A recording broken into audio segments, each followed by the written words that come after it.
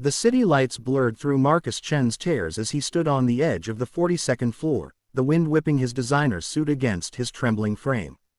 Below, Manhattan stretched endlessly, a maze of dreams he'd conquered and souls he'd crushed in his relentless climb to the top. At 34, he commanded a tech empire worth billions, yet tonight, standing on the precipice of his gleaming corporate tower, he felt utterly worthless. The hostile takeover that had destroyed thousands of jobs, the broken relationships sacrificed for profit, the hollow victories that tasted like ash, everything crashed down on him at once. "Sir," a gentle voice cut through the howling wind.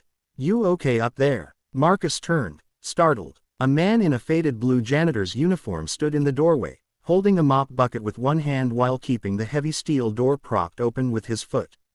The janitor was perhaps in his early 40s, with kind eyes that held the weight of someone who'd seen real hardship but hadn't let it harden his heart. "I'm fine," Marcus lied, his voice cracking.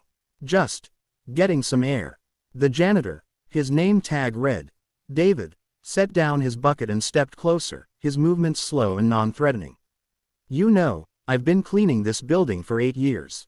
Never seen anyone come up here for air at midnight." He paused, studying Marcus's face with genuine concern. Especially not standing that close to the edge. Something in David's tone, devoid of judgment, filled with simple human compassion, made Marcus's carefully constructed walls crumble. "You don't understand," he whispered. "I've destroyed everything I've touched. People lost their jobs because of decisions I made. My own mother won't speak to me anymore." David nodded slowly, then did something unexpected. He sat down on the rooftop, patting the spot beside him. "Why don't you come sit? Tell me about it. I got time." "You don't know who I am," Marcus said, but found himself stepping back from the ledge. "I know you're a human being who's hurting," David replied simply. "That's enough." Marcus sank down beside the janitor, and for the first time in years, began to talk. He spoke about the loneliness at the top, the impossible pressure, the way success had become a prison. David listened without interruption, occasionally nodding or making small sounds of understanding. "I became exactly what I swore I'd never become," Marcus finished. "My father was a ruthless businessman who cared more about money than people. I promised myself I'd be different, but look at me now." David was quiet for a moment, then smiled sadly. "You know what the difference is between you and a truly heartless person." When Marcus didn't answer, he continued, "A heartless person wouldn't be up here crying about it. They'd be sleeping soundly in their mansion, not caring about the damage they'd done." "But it doesn't change anything," Marcus protested. "Those people are still unemployed. The damage is still done." "Maybe not all of it," David said thoughtfully. "You're still breathing, still here. That means you still have time to make different choices." They sat in comfortable silence, watching the city breathe below them. Finally, Marcus asked, "What about you? What's your story?" David's face brightened as he pulled out his phone, showing Marcus a photo of a beautiful little girl with pigtails and a gap-toothed grin. "This is Emma, she's 7. Lost her mom in a car accident 3 years ago." "I'm sorry," Marcus said, meaning it. "Thank you. It's been tough, but she's the reason I keep going. Every floor I mop, every toilet I clean, it's all for her. To keep a roof over her head, to make sure she knows she's loved, to give her the chances I never had." Marcus studied the photo. "She's beautiful. You're raising her alone." "Yeah. Work 3 jobs actually. Janitor here, weekend security at a grocery store, and I deliver food on my bike when Emma's asleep." David's voice held no self-pity, just quiet pride. "She wants to be a doctor when she grows up. Gonna make sure that happens, whatever it takes." The simple dignity in David's words hit Marcus harder than any business criticism ever had. Here was a man who had every reason to be bitter, yet radiated nothing but love and determination. "How do you do it?